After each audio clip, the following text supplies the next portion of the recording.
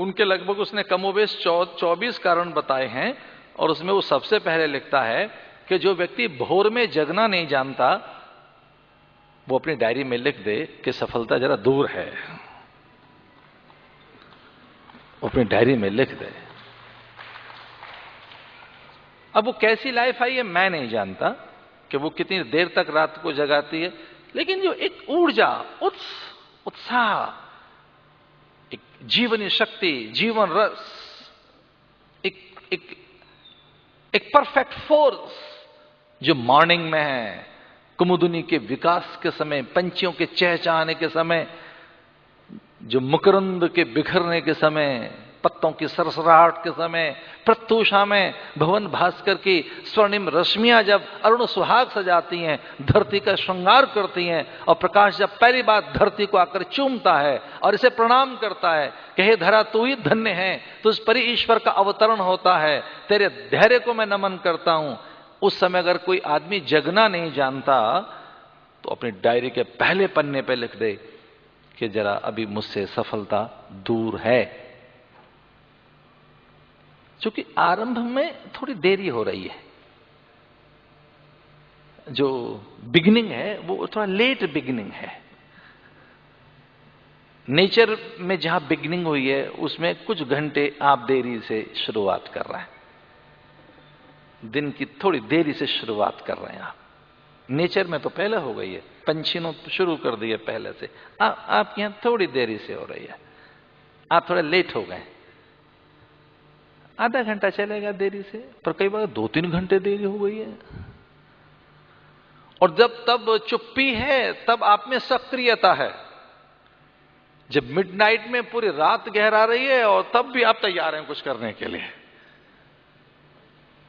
मैं कोई ऐसे चैलेंज नहीं कर रहा हूं, पर ये धीरे से कमोबेश लाइफ की क्वालिटी नहीं है, और कभी ठीक है, रोज नहीं, सप्ताह में एक बार ठीक हो सकती है। महीने में 4 दिन ऐसे निकालो गजब, रात का भी आनंद लेंगे और थोड़ा लेट जगेंगे, लेट उठेंगे, रोज नहीं। तो विचारक ये लिखता है कि एक रात जब गहराती है तब पूरे देह में एक विशेष प्रकार का रस बनता है। प्राचीन ग्रंथों में लिखा है कि जब रात गहराती है तब एक रस बनता है देह में, नींद के समय पाचक रस, जीवन के रस, एक ऊर्जा। अब तो एंजाइम्स की इतनी चिंता हो रही है, विटामिन्स की इतनी चिंता हो रही है।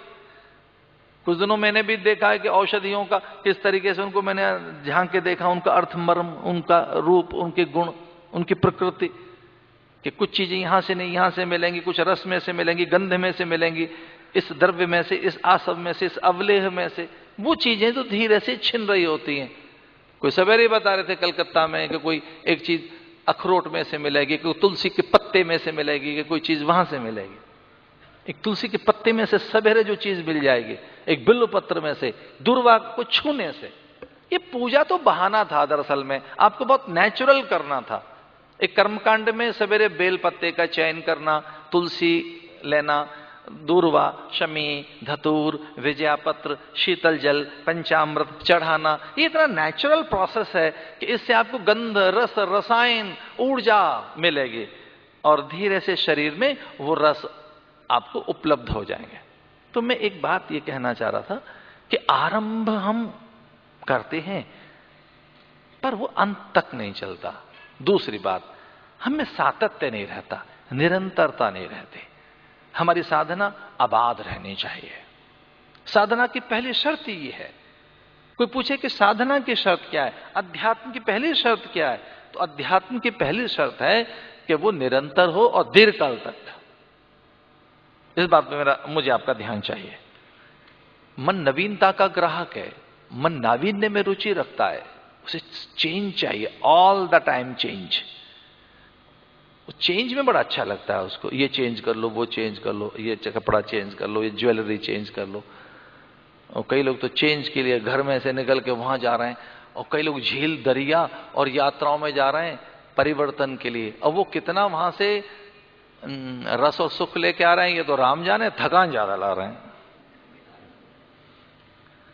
घूमने के चक्कर में, पर्यटन के चक्कर में लंबी लंबी यात्राएं, अब कितना आप आराम करके आए ये तो राम जाने, मुझे लगता है आप थक के आए। पर मन को एक चेंज मिल गया है, अच्छी बात है। इस पे मैं कुछ कहना चाह रहा था। मैं कहता रोज नावीन्यता लाओ, साधना में नावीन्यता, विचार में नावीन्यता, रचना धर्मी बनो, नई रचना साधना में।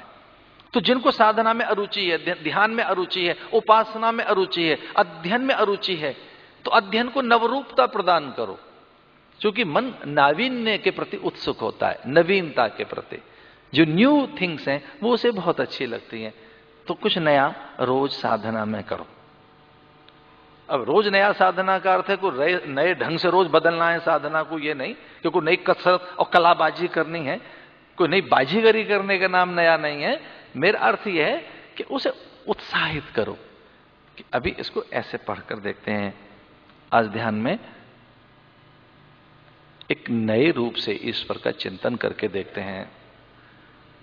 एक बच्चे ने मुझसे पूछा कि महाराज क्या नया करें, तो मैंने कहा उसके प्रति कभी कृतज्ञता, कभी धन्यवाद ज्ञापन, कभी उसके कुतूहल देखना, कभी उसके आश्चर्य देखना, कभी उसके रहस्य देखना, कभी उसकी करुणा देखना, कभी उसका प्रेम देखना, कभी उसकी मैत्री देखना, कभी उसकी विद्यमानता देखना, कभी वो कितना अदृश्य है और कितना निकट है, उसकी प्रकृति से प्रेम, उसके बंदों से प्रेम, उसके पर्यावरण से प्रेम, उसकी धरती है तो धरती से आज प्रेम, नया रूप प्रदान करिए। आज कृतज्ञता व्यक्त करेंगे ईश्वर के प्रति, आज प्रणाम व्यक्त करेंगे, आज उसके रहस्य टटोलेंगे, आज उसकी दूरी देखेंगे कितना दूर है, आज उसकी निकटता अनुभव करेंगे, क्योंकि ग्रंथ ऐसा कहते हैं वो बहुत नजदीक भी है, तो कितना निकट कहां से हो सकता है। तो थोड़े चिंतन में बैठकर थोड़ा नया विचार करके फिर देखें, आपको अच्छा लगेगा। इसलिए कभी एक दिन कहना आज ईश्वर के रहस्य और रोमांच के बारे में जानकारी लेनी है, आज थोड़ी देर के लिए उसके चमत्कार और उसकी कृपा पे विचार करना है, आज उसके अनुग्रह अनुदान पर विचार करना है, आज उसने कितनी हमें अब तक उपलब्धियां दी हैं, कितने वो हमारे पाप विसारता रहा है, कब तक कितना वो हमें सहायता पहुंचाता रहा है, और कब उसने कैसे संकट में से निकाल लिया है, और कब कैसे हम कितना उसे भुलाते रहे। ऐसे थोड़ा विचार करना, इसे कहेंगे उसके और अपने और उसके बीच के संबंधों पे विचार। तो मुझसे कोई पूछे कि नवीनता से आपका आशय क्या है, कोई मुझसे पूछे कि आप कह रहे हो साधना में नावीन्यता लाइए, नयापन लाइए, तो इसमें कह रहा हूं कि उसके और अपने संबंधों पे विचार। कैसे आरंभ करें? तो पहला स्टेप संवाद, उसके और अपने बीच में संवाद रखिए, उसके और अपने बीच में एक संवाद प्रक्रिया है, आंखें बंद करके संवाद, आंतरिक संवाद, मौन संवाद, दो टूक बातें उसके और अपने बीच में, रस भरी, सुख भरी, सम्मान भरी, खींच नहीं, उपहास नहीं, रोना धोना नहीं, बैगिंग नहीं, बहुत याचना नहीं। हर पल उपासना याचना नहीं बननी चाहिए, उपासना में कामना पूर्ति नहीं होनी चाहिए, उपासना में लोभ भरे चित्त को लेके और वर पूर्ति की कामना न हो कि वो आए प्रकट हो कहें तथास्तु, आंख खोल बेटा वर मांग, क्या चाहिए। संवाद। एक दूसरी चीज और बता रहा था मैं, जो बड़ी महत्वपूर्ण है नावीन्यता के लिए। संवाद के साथ साथ लेखन, एक अंतरंग लेखन। 4 शब्द लिखे हैं भले ही, कृतज्ञता भरे, कृतज्ञता के शब्द लिखे। नावीन्य में अध्ययन करें, नावीन्य में नव संवादों का सृजन करें, नावीन्य में अपनी आदतों को, मैं तेरा हूं तू मेरा है। आज उपासना में तुझे मैंने 4 गीत सुनाए, माला फेर ली, स्तुतियां पढ़ ली, जल चढ़ा दिया है, जो तेरी विधियां थी पूरी हो गई हैं, लेकिन आज उपासना में एक अच्छी आदत मैं पैदा कर सकूं, ये तुझे अर्पण है। तो एक अच्छी आदत आज बनाता हूं। आदत तो अच्छी क्या बनेगी, तो जो बुरी आदतें हैं उनमें से किसी एक आदत को छोड़ता हूं। कोई मुझसे पूछे कि साधना में नावीन्यता क्या करें, तो आओ ध्यान से सुनो। संवाद, लेखन और आचरण में धीरे से सुधार, ये साधना का हिस्सा है। इसे उपासना का हिस्सा मानिए। इसलिए एक बहुत सुंदर सा विचार मेरे अंतःकरण में एक बार उभर कर आया था। उसे मैंने जगह जगह लिखा और कितने बार बोला, उस पर खूब मैंने चिंतन किया। उस विचार को मैं आपको दे रहा हूं। उस विचार से जुड़ी हुई ये साधना है। कोई मुझसे पूछे कि क्या करें, तो परिवर्तन अपने आप में, अन्य में नहीं। कोई मुझसे पूछे कि चेंज कहां से लाएं, चेंज, कुछ लोग चेंज के लिए बाहर जा रहे हैं, परिवर्तन के लिए बाहर जा रहे हैं, सुख रस ढूंढने के लिए बाहर जा रहे हैं, अच्छी बात है, वो जरूर जाइए। नहीं तो सारे फिर पर्यटक स्थल ग्रेवयार्ड बन जाएंगे, सूने हो जाएंगे बेचारे ना, वहां जरूर जाना। चेंज अपने आप में, परिवर्तन अपने आप में। तो कहां से परिवर्तन करें?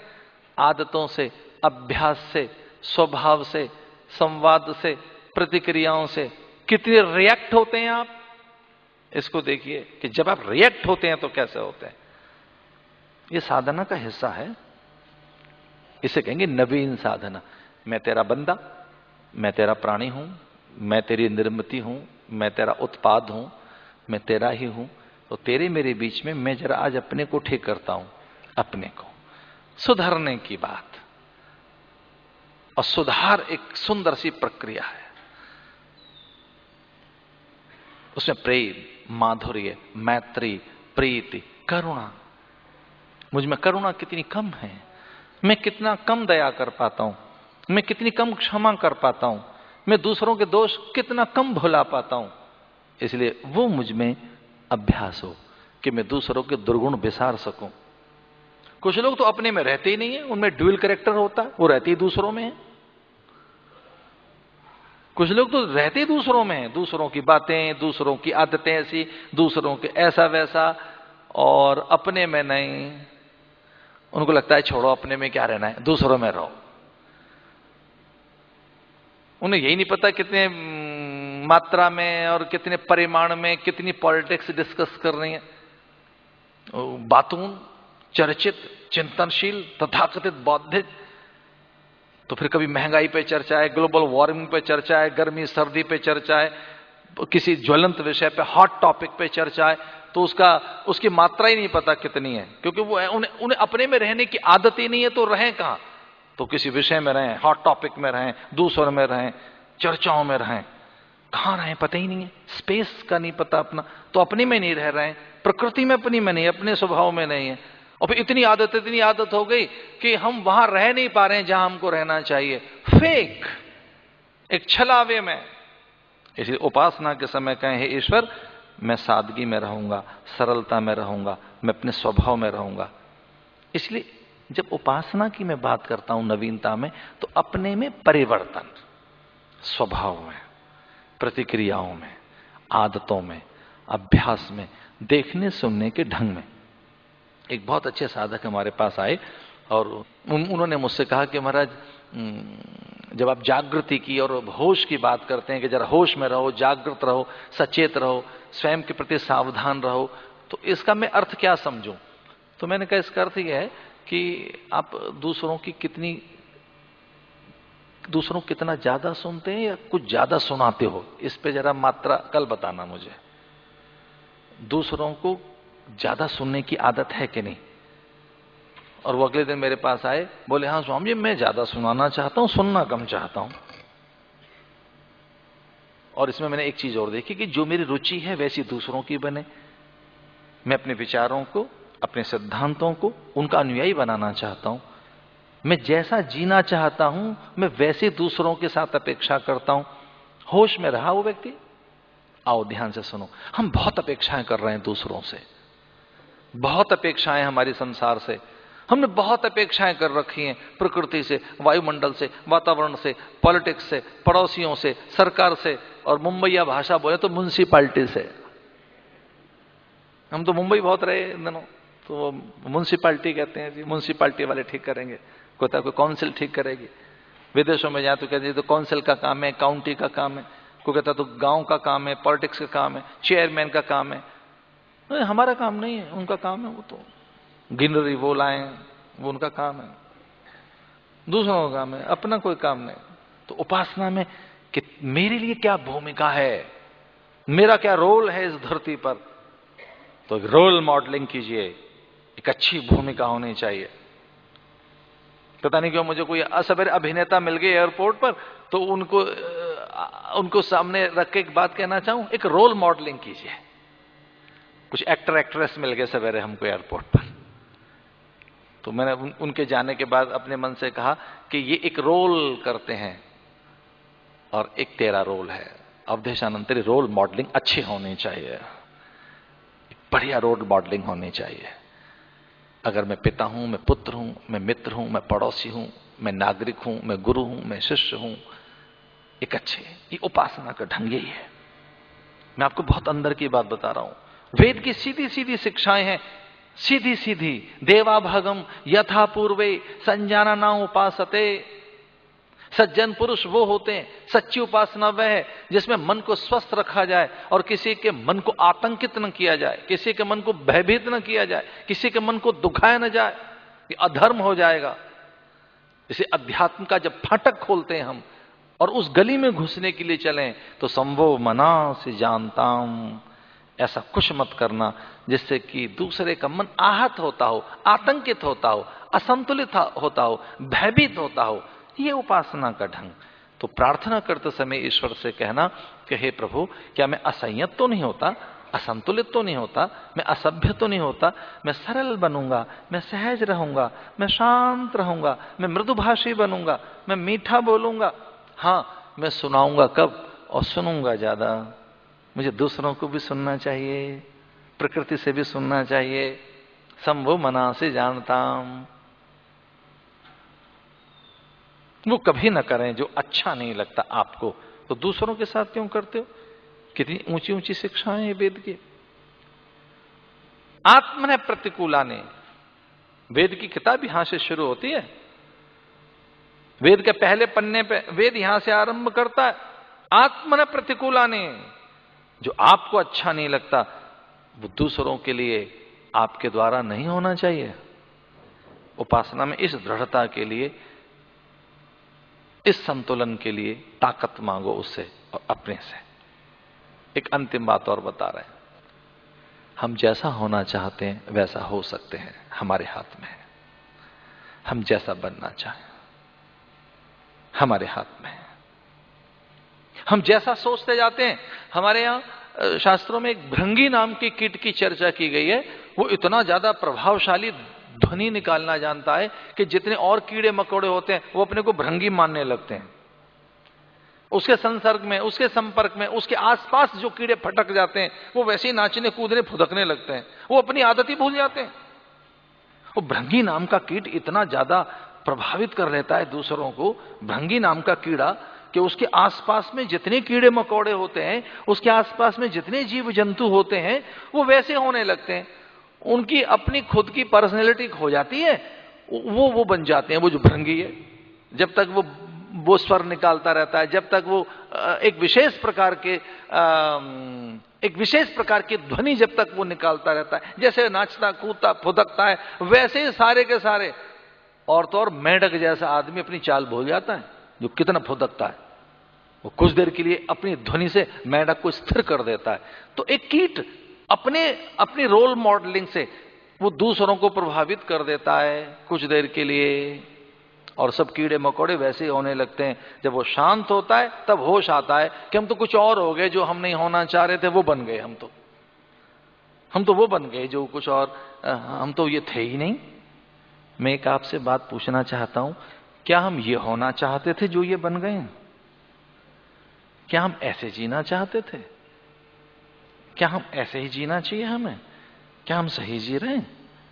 जैसे सोचते आए, जैसे बोलते आए, जैसे करते आए, जैसे प्रतिक्रियाएं करते आए, वो सब सही है क्या? और अगर वो सही नहीं है तो फिर सुधरेंगे कब, और वो किस दिन से आरंभ करेंगे? तो हम जैसा होना चाहें वैसा हो सकते हैं, वैसे हम बन सकते हैं। उसके लिए उपासना का बल है, प्रार्थना का बल है, मंत्र का बल है, जप का बल है, उसके लिए ग्रंथ है, उसके लिए संत संगति है, उसके लिए सत्संग है, उसके लिए सद्विचार है। इसे बिल्कुल अंतिम एक बात मैं आपसे करना चाहता हूं कि आप जब स्विच ओवर करना चाहें, जब भी अच्छा बनना चाहें, जिस दिन से, जिस घड़ी मुहूर्त में, तब से आप आरंभ कर सकते हैं। इसलिए कि आध्यात्मिक अंगड़ाई लीजिए अपने भीतर में, एक अंगड़ाई लीजिए कि अब बिल्कुल बदल डालेंगे, एकदम परिवर्तन होना चाहिए, पूरा रेडिकल चेंज, एकदम चेंज। जो थे वो नहीं, वो जो हम होना चाहते हैं, हम वो होना चाहते हैं जो अच्छा हो। तो अपनी श्रेष्ठता के लिए सकारात्मक सोच हो, विधेयक चिंतन हो, एक एक श्वास में सादगी हो, सरल हो, निश्चल हो, सही हो। और उसके लिए भैया आपको आध्यात्मिक गलियारे में आना पड़ेगा। इसलिए कोई मुझसे पूछे कि इस पूरे संसार को कभी एकता प्रदान करनी हो, इस संसार को कभी शांति देनी हो, इस पूरे संसार में कभी आनंद फैलाना हो, तो वो किस दिशा से आएगा? तो पदार्थ की दिशा से तो नहीं आएगा, और राजनीतिक अटकल पश्चू से तो नहीं आएगा। मुझे ऐसा लगता है कि संसार को एक करना हो तो वो सूत्र आध्यात्मिक गलियारे में ही है। नहीं तो भाषाएं अलग हैं, खान पान अलग हैं, धार्मिक मान्यताएं अलग हैं, अपनी अपनी सोच में कितनी भिन्नता है। पर हां, अगर व्यक्ति ठीक होना चाहे, उसमें कहीं सहमति हो, दूसरों के लिए स्वीकृत